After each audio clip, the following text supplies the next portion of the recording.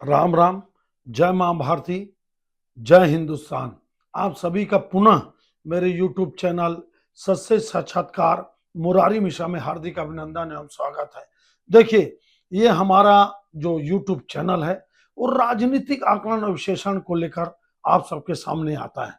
अभी तक मुख्य रूप से हम अपने चैनल के माध्यम से राजनीति को ही मुख्य बिंदु बनाकर चल रहे हैं और जिस प्रकार से हमको छत्तीसगढ़ राज्य में पूरे हिंदुस्तान में अकेला हमारा चैनल सटीक साबित हुआ, करेक्ट साबित हुआ, जिसका आप सब लोगों ने खूब आशीर्वाद, सहयोग और समर्थन दिया, उससे हमको ताकत मिली, ऊर्जा मिली और हम आज लोकसभा को लेकर भी आप सबके सामने, पूरे हिंदुस्तान और छत्तीसगढ़ वासियों के सामने लोकसभा का विश्लेषण लेकर आ रहे हैं, कोशिश कर रहे हैं और ये बताने का प्रयास कर रहे हैं कि कौन से किस स्टेट में कौन सी पार्टी कितना चुनाव जीत सकती है, कितना सीट जीत सकती है और किसकी सरकार बन सकती है, कांग्रेस कहां खड़ी है, भाजपा कहां खड़ी, इन सब चीजों को लेकर हम लगातार आप लोगों के बीच में आ रहे हैं। कृपया आप हमारे चैनल को सब्सक्राइब जरूर करिएगा और अच्छा लगता होगा हमारा आकलन विश्लेषण तो उसको हिंदुस्तान के सभी व्हाट्सएप ग्रुप में आप जरूर सेंड और फॉरवर्ड करिएगा। आज हम यूनियन टेरिटरी के सीटों का आकलन और विश्लेषण करने का प्रयास करते हैं। देखिए, आप पुडुचेरी एक सीट, यहां पर फ्रांस का अंतिम में शासन था, यहां पे फ्रेंच शैली स्पष्ट दिखाई देती, जैसे गोवा में पुर्तगाली शैली दिखाई देती है। यहाँ पे 30 सीट की विधानसभा है, मान के चल, इसको मैं तमिलनाडु के साथ बता चुका था। यहाँ पे भारतीय जनता पार्टी एनडीए की सरकार है, मेरे को लगता है कि एक मात्र सीट भारतीय जनता पार्टी जीत सकती है, फाइट में है, लेकिन आप मान के चलिए इंडी गठबंधन के साथ फाइट में। अंडमान निकोबार जो तमिलनाडु से लगी हुई सीट है, बंगाल के नीचे में, यहां पर ज्यादातर यूपी, बिहार, बंगाल के लोग रहते हैं, ध्यान देना आप। अंडमान निकोबार में मैं बता रहा हूं आपको, भारतीय जनता पार्टी चुनाव लगभग जीत रही है या जीतने की स्थिति में है।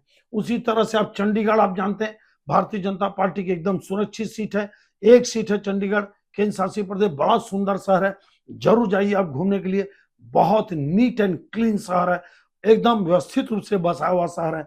यहाँ पे भी भारतीय जनता पार्टी बहुत मजबूत। हाँ, लक्षद्वीप, लक्षद्वीप एक केंद्र शासित प्रदेश है।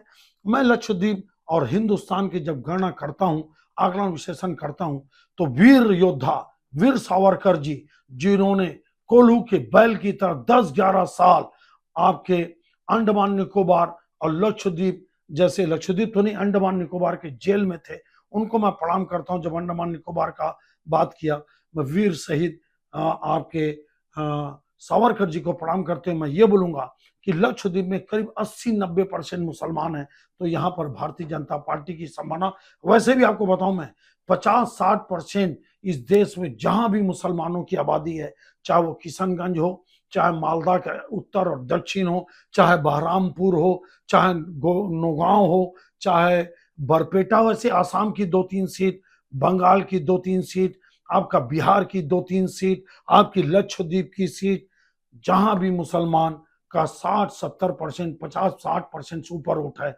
वहां पर हिंदू समाज के नेता का चुनाव जीतना लगभग लगभग कठिन या असंभव हो चुका है। तो लक्षद्वीप आप मान के चलिए भाजपा नहीं जीतेगी। दमनदीप और दादर नगर हवेली, गुजरातियों का जबरदस्त प्रभाव है, वेल डेवलप इलाका है, दोनों सीट भाजपा जीत रही है। इस तरह से आप मान के चलिए लद्दाख की एक सीट जो जम्मू कश्मीर का हिस्सा हुआ करता था, चूंकि उस चीन से लगा हुआ इलाका है, वहां पर आपको मालूम है राज्य की मांग आपके कर रहे हैं, लेकिन मेरे को लगता है कि भारत सरकार की रणनीति ठीक है, क्योंकि वो चीन की सीमा से लगा है, सेंसिटिव एरिया है, इसको दिल्ली सरकार के अंदर ही होना चाहिए। लद्दाख की एक सीट पूर्व सांसद नामग्याल जी की टिकट काट कर यहाँ पर नए प्रत्याशी भाजपा उतारी है, ये भी सीट भारतीय जनता पार्टी चुनाव जीत सकती है, जबकि कारगिल में मुसलमान ज्यादा हैं और आपका लेह लद्दाख में बौद्ध और हिंदू समाज आता है, उसके बाद भी ये सीट भारतीय जनता पार्टी जीत सकती है। इस प्रकार से अगर आप जम्मू कश्मीर को छोड़ दो, दिल्ली को आप छोड़ दो, तो 7 केंद्र शासित प्रदेशों में अगर 7 सीट आप मान लो, तो 7 में 5-6 सीट भारतीय जनता पार्टी जीत सकती है। ये आप मान के चले। इस तरह से इन केंद्र शासित प्रदेशों और हिंदुस्तान के सभी राज्यों में कौन किसको कितनी सीट मिल रही है, ये आप जरूर मेरे यूट्यूब में जाइए, पूरा यूट्यूब में अपलोड हो चुका है। आपसे निवेदन है, अगर कुछ बचा होगा तो 2-3 दिन में सभी मेरे स्टेट के वीडियो अपलोड होते जा रहे हैं, हो गए हैं। कृपया जिस स्टेट में आप रहते हैं उस स्टेट के लोगों को आप भेजिए, फॉरवर्ड करिए और सब्सक्राइब करिए और ये बताइए, और 4 जून को मिलान करिएगा, बड़े बड़े आकलन विश्लेषणकर्ता से मिलान करिएगा, एग्जिट पोल से मेरा मिलान करिएगा, और अंतिम मैं 25-26 तारीख के आसपास अंतिम आंकड़ा मैं लेकर आऊंगा। आप इंतजार करना। आप अगर सब्सक्राइब कर लिए हैं और बेल बटन दबा दिए हैं तो अपने आप मेरा अंतिम विश्लेषण कि बीजेपी और मोदी सरकार को कितनी सीट मिल रही है, कांग्रेस को कितनी मिल रही है, आपको अपने आप पहुंच जाएगा। इसलिए आप सब्सक्राइब जरूर कर लीजिए, बेल का बटन जरूर दबा दीजिए और हिंदुस्तान के सभी व्हाट्सएप ग्रुप में शेयर और फॉरवर्ड करते रहिए। इस तरह से हिंदुस्तान का प्रारंभिक और माध्यमिक और अंतिम एक विश्लेषण को छोड़कर, अंतिम सीट को छोड़कर मेरा आकलन विश्लेषण समाप्त होता है। जरूर कमेंट्स करके बताइए आकलन विश्लेषण कैसा रहा। आप सबका बहुत बहुत धन्यवाद। जय मां भारती, जय हिंदुस्तान।